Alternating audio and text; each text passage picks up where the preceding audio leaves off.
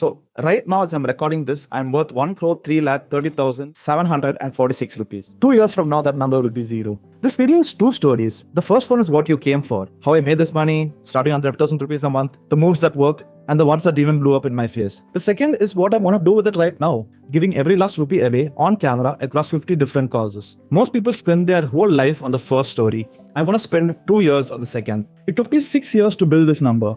2 businesses died along the way, and somewhere in there, my body gave out too. But I decided where it was all going long before the money showed up. I was 21 with nothing in the bank when I promised myself that the first crore I ever made, I'd give back in full. This is the beginning of how I got here and why I'm keeping that promise right now. And would you believe that it all started with just 720 rupees? One of my first Instagram posts is a baby photo of me captioned with a Mark Twain quote. My mother had a great deal of trouble with me, but I think she enjoyed it. Even as a kid, I think I knew. We were a middle-class family in Coimbatore with no TV or computer until I passed my 12th grade. Just books and a 10 UA subscription that my dad got me. I know half of you don't even know what a 10 UA is, but let's move on. That was a nightmare with questions. Where does the rain come from? The clouds, my mom used to answer. Where do the clouds get water from? The sea, my mom used to reply again. A little irritated. But the sea is salty, right? So why isn't the rain salty? Somewhere around the third question, my mother would look at me like I was a tax she hadn't agreed to pay. Turns out that my curiosity would pay in ways that I have never imagined. After a class 12 result I wasn't really proud of, I ended up doing mechanical engineering in Chennai. It wasn't the brand I wanted to study marine biology and oceanography, but you know Indian parents, right? A few professor uncles bailed in, and then everybody agrees that mechanical is an evergreen degree. And right on cue, a cousin came back from an oceanography degree in Australia, jobless. And that sealed it. So in my final year of my UG, almost on a whim, I sat for the CAT exam. I got around 95 percentile and then found out that I'd forgotten to tick any IIM on the form. I fumbled the one box that actually mattered. No calls, nothing from anyone. So my dad suggested a gap year. 2 months in and I hit a wall. A brain that needs constant stimulation does not agree staring at the same CAT material day in and day out. I couldn't sit still, and that restlessness is what pushed me to what came next. I stumbled onto a couple of digital marketing courses on Udemy, asked my dad for 720 rupees and then bought both of them. There was no strategy behind it, I just needed an outlet. And this is the best money I've ever spent because everything I've earned since is built on those 2 courses. And that's when it clicked. Give the value away first and the money follows. If this were a typical version of the story, this is where the flexing would kick in. But I'd rather show you the 2 times it completely fell apart. Because if I show you only the wins, then you get a twisted sense of how hard this actually is. I'd rather you judge for yourself. The first thing I built was my own brand, childproofing kits at home. Back then, to childproof your place, you had to hunt every single thing on Amazon, order it piece by piece, and figure out how it fit together yourself. So I got proper kits, packaged by home size, everything our home needs in one box. It grew to around 2 to 3 lakhs a month in revenue at a solid 25% net margin. And then COVID hit. Supply chains broke, costs shot up, returns piled up, right as my father's business dipped as well. So I made the hard call to shut it down. I took a steady job at a media buying agency running Meta ads, and within a year, I roughly doubled my pay. But the side quest is the part worth telling. I wanted to get a remote role in a US-based finance startup, and instead of firing off a normal CV like everyone else, back when people were still scared of cold emails, I built them something absurd. A personalized resume, a video of me explaining it, and a full article written just for them. That effort is a big reason I got in. I grew their traffic to around 40,000 visitors a month. Then their funding dried up and my contract was terminated. So back to the agency I went, this time with my own consulting on the side. Over the next few years, it built up. Living at home through COVID meant I could put nearly everything I made into the market. My portfolio ballooned to 30 lakhs, then 40 and then 45. No windfall, no single big moment. Just every failure handing me the lesson, the next step needed. That's the real way you build wealth. You stay in the game long enough for your failures to turn into skill. For 4 or 5 years, this was my life. A job, consulting on the side, my own things stacked on top. Some stretches I worked 15-hour days, others went quiet, but I never really stopped. Okay, so one quick thing before I carry on. Everything here, the courses, the templates and all the resources are linked to the description for free. Anyway, back into it. And then one day, my body just stopped cooperating. My back gave out so badly that I ended up in the hospital. I couldn't even sit at a desk. For nearly a month, I couldn't do a single thing. And it was one of the lowest parts of my life. I felt useless, like I had been switched off. The one thing that I knew how to do, which was work, was off the table now. And without it, I didn't know what I was. When I came back, something had shifted. For years, I treated the number going up as the entire point of my life and let it pull me away into hustle culture, where money was the only thing that mattered and everything else can wait. It took my body shutting down to show me what that had cost me.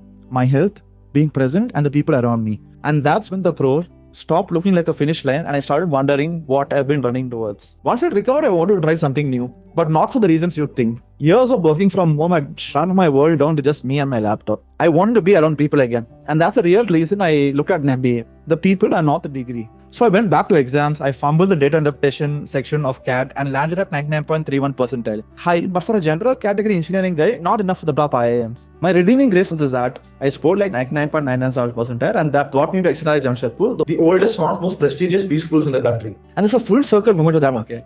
So years later, I was applying on a whim with no clue, and my dad pointed at XLRA and said, XLRA, that's nearly impossible to get into. 5 years later, I was standing at the gate. And XLRA gave me exactly what I was looking for. I met a lot of incredible people, I had a blast and made memories for life. I majored in finance, cleared my CFA L1 and entered one of India's biggest EV companies. And that's where the old loop came back. 10 days, friendship ruined, another low stretch I brought upon myself.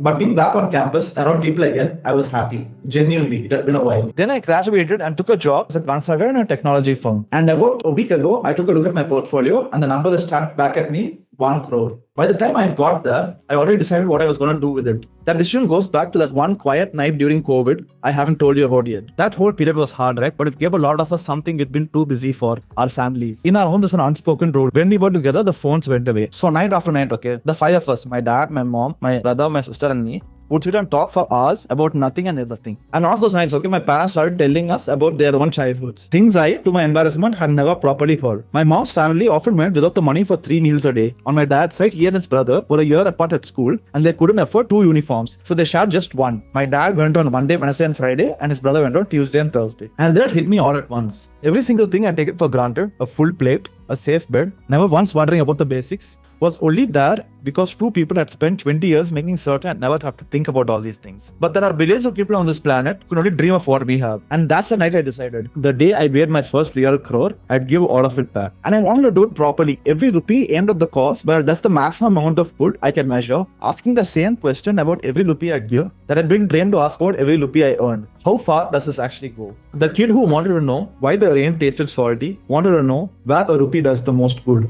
Same question. There's always the same question. If you're staying with me this far, you probably got a few honest questions, right? And they're fair ones. Why do this publicly? Why not give it quietly and then never show your face? I've thought about both these questions a lot. The public part comes down to one thing, honesty. A real name and a real face behind it keeps everyone honest. Me and even you watching. And 50 causes instead of 1, partly so that I actually see it through till the end, but mostly because doing it 50 times will teach me much more about the world and the people in it than giving it once and walking away. Then there's a part I need your help with. I made a list of causes, but I'd be kidding myself to call it the best possible list. So I want to talk to people, anyone who can point me somewhere better or pass it to a friend who knows this space better than I do. The truth is when I started, I didn't even know most of these causes even existed. That's the old problem. You can't care about something you have never heard of. The money goes out either way, but if this does well, more people will find out these causes are even there. And that's the only reason this camera is rolling. There's one more thing I have to be really honest about, okay? Because leaving it out would make me look more self-made than I actually am. There's no generational wealth behind this. So when I told my parents I wanted to give every rupee away in public, the conversation was hard and for a reason.